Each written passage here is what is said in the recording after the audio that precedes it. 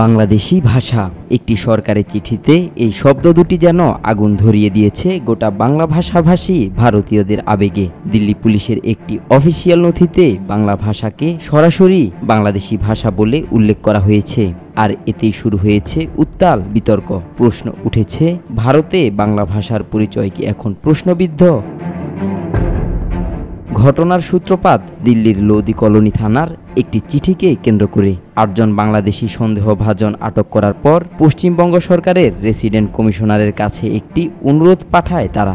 অনুরোধে বলা হয়, আটক ব্যক্তিদের কাছ থেকে উদ্ধারকৃত নথিপত্র বাংলাদেশি ভাষায় লেখা, যার অনুবাদের জন্য বাংলাভাষী অনুবাদক প্রয়োজন। এই চিঠিটি সামাজিক মাধ্যমে ছড়িয়ে পড়তেই শুরু হয় প্রবল ক্ষোভ।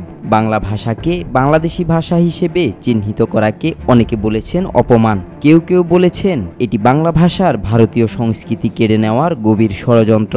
রবিবার রাতে পশ্চিমবঙ্গের মুখ্যমন্ত্রী মমতা ব্যানার্জি সামাজিক মাধ্যমে দিল্লি পুলিশের লেখা ওই চিঠিটি পোস্ট করেন। তিনি এই ঘটনাকে কলঙ্কজনক, দেশবিরোধী ও অসাংবিধানিক বলে মন্তব্য করেছেন।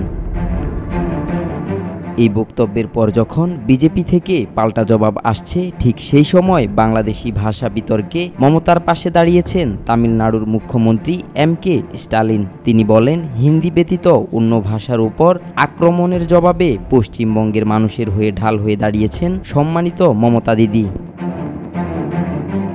ভারতের সংবিধান স্বীকৃত 22টি ভাষার মধ্যে বাংলা অন্যতম। তবে মমতা ব্যানার্জি অভিযোগ করে আসছেন, ভারতীয় নাগরিক হওয়া সত্ত্বেও পশ্চিমবঙ্গের বাসিন্দাদের বাংলাভাষী হওয়ার কারণে হেনস্থা করা হচ্ছে। ফলে এই বিতর্কের মধ্যেই অনেকে প্রশ্ন তুলেছেন, এই ধরনের শব্দচয়ন কি আদৌ অসাবধানতাবশত নাকি সচেতনভাবে বাংলা ভাষার ভারতীয় পরিচয়কে ঝাপসা করার চেষ্টা?